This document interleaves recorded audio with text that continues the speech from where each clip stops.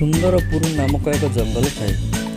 ସେଠାରେ ପ୍ରତ୍ୟେକ ପ୍ରକାରର ଜୀବ ବେଶ ଆନନ୍ଦରେ ବସବାସ କରୁଥାନ୍ତି। ମଣିଷମାନଙ୍କ ଦ୍ୱାରା ଜଙ୍ଗଲ ଧୀରେ ଧୀରେ ଅବକ୍ଷୟ ହେବାକୁ ଲାଗିଲା। ବୃକ୍ଷ ସବୁ କାଟି ମଣିଷ ତାକୁ ଆଣି ବାହାରେ ବିକ୍ରି କରିବାକୁ ଲାଗିଲା।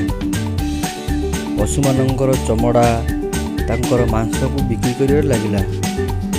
ଜଙ୍ଗଲୀ ମାଂସ ଏବଂ ଚମଡ଼ାର ଚାହିଦା ଅଧିକ ହୋଇଥିବାରୁ ଲୋକମାନେ ବେଶ ଆନନ୍ଦରେ ତାକୁ କିଣିବାକୁ ଲାଗିଲେ। ବେପାରୀମାନଙ୍କର ଭଲ ବେପାର ମଧ୍ୟ ହେବାକୁ ଲାଗିଲା।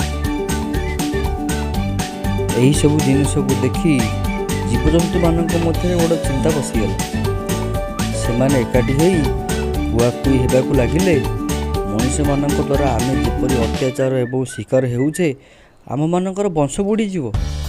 ଜଙ୍ଗଲ ରକ୍ଷା ନହେଲେ ଆମେ ଖାଇବା କ'ଣ? ଆମେ ରହିବା କିପରି? ଆମ ପିଲାଛୁଆ ସଂସାର ତାର ଶରୀରକୁ କେମିତି ରକ୍ଷା କରିବେ? କିଛି ଗୋଟେ କରିବାକୁ ପଡ଼ିବ। ପଶୁମାନଙ୍କ ଭିତରେ ବାଘ ରାଜା କହୁଥାନ୍ତି, ଏହାର ଏକ ସ୍ଥାୟୀ ସମାଧାନ ନିହାତି ଆବଶ୍ୟକ। ମଣିଷମାନଙ୍କ ଦାଉରୁ ରକ୍ଷା ହେବା ନିହାତି ଆବଶ୍ୟକ। ମୁଁ ସିନା ବାଘ, ହେଲେ ମୋର ଚମଡ଼ା ବହୁତ ଉଚ୍ଚ ଦରରେ ବିକ୍ରି ହୁଏ ଶୁଣିଛି। ତେଣୁ ମୁଁ ତ ଯାଇକିରି ମଣିଷମାନଙ୍କୁ ଭୟଭୀତ କରିପାରିବି ନାହିଁ। ଆପଣମାନଙ୍କ ଭିତରୁ ହାତୀ ସବୁଠାରୁ ବଡ଼। ସେ ଯାଇକରି ମଣିଷମାନଙ୍କୁ ଏସବୁ କଥା ବୁଝେଇବ। ତା ପରଦିନ ହାତୀକୁ ଦେଖି ଗାଁ ଲୋକ କଥାବାର୍ତ୍ତା ହେଲେ, ଏ ହାତୀ ପଶି ଆସିଲା, ହାତୀ ପଶି ଆସିଲା, ବାଡ଼ି ଆଣ, ବାଡ଼ି ଆଣ, ବାଡ଼ି ଆଣ, ଧର ଧର ଧର ଧର ଧର ଧର, ହାତୀ ପଶି ଆସିଲା, ସବୁ ଖାଇଯିବ, ସବୁ ଖାଇଯିବ। ଏମିତି କୁହାକୁହି ହେଉଥାନ୍ତି। କିନ୍ତୁ ହାତୀ ନିରବରେ ଛିଡ଼ା ହୋଇଥାଏ।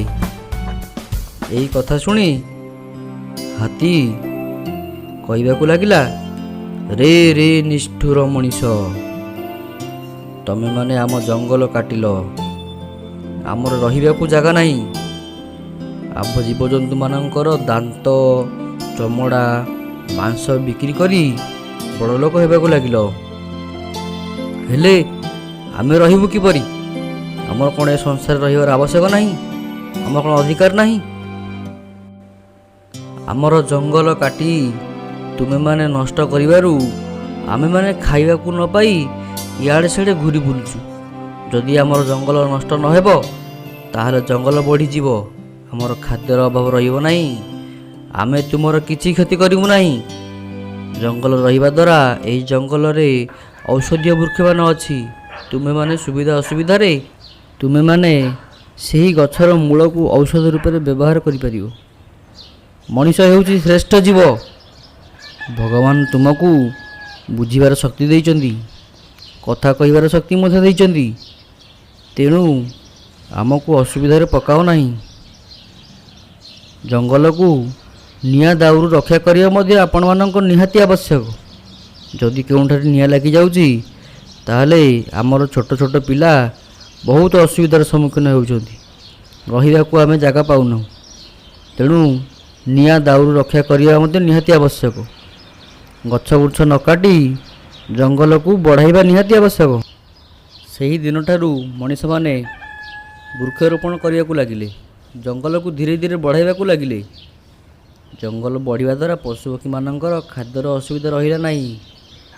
ତେଣୁ ସେମାନେ ଜଙ୍ଗଲ ବାହାରକୁ ନ ଆସି କାହାର ଅସୁବିଧା ନ କରି ସମସ୍ତେ ବେଶ ଆନନ୍ଦରେ ରହିବାକୁ ଲାଗିଲେ।